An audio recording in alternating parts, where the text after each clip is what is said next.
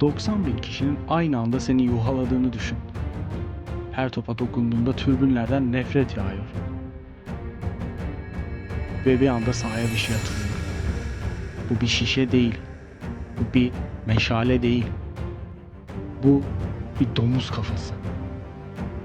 Bu Luis Figo'nun hikayesi.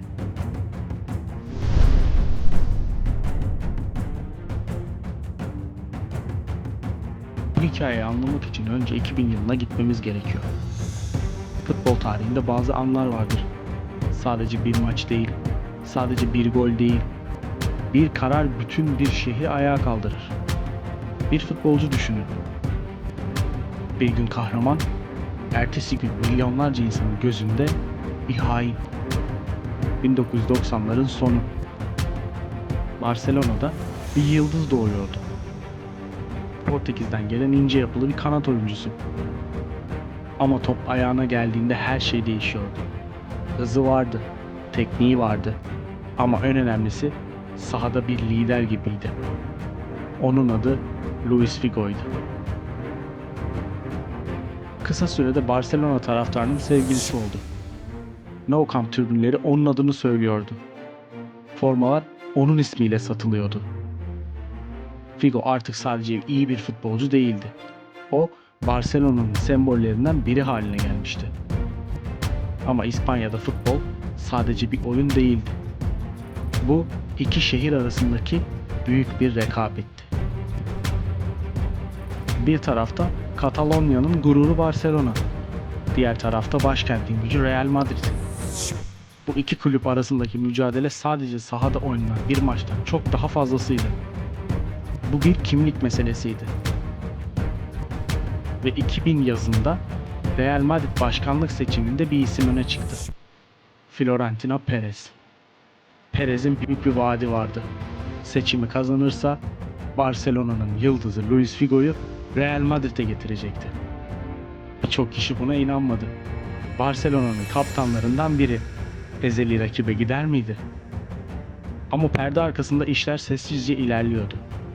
Gizli görüşmeler yapılıyor, menajerler devrede, sözleşmeler hazırlanıyordu. Ve o tarih geldi. 24 Temmuz 2000. Real Madrid, Luis Figo'nun transferini resmen açıkladı. Dünya futbolu adeta donup kalmıştı.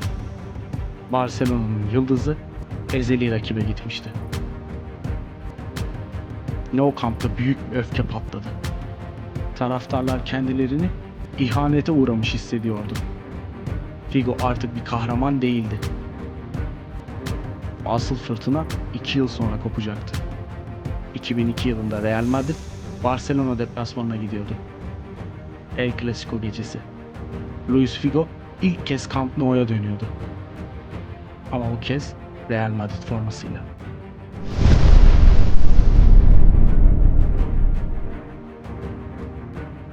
Stadyum tamamen doluydu. Ama bu bir karşılama değildi. Bu bir öfke gösterisiydi. Her topa dokunduğunda tribünlerden ıslıklar yükseliyordu. Ve futbol tarihine geçecek an geldi. Figo, korner kullanmak için köşe bayrağına yaklaştı.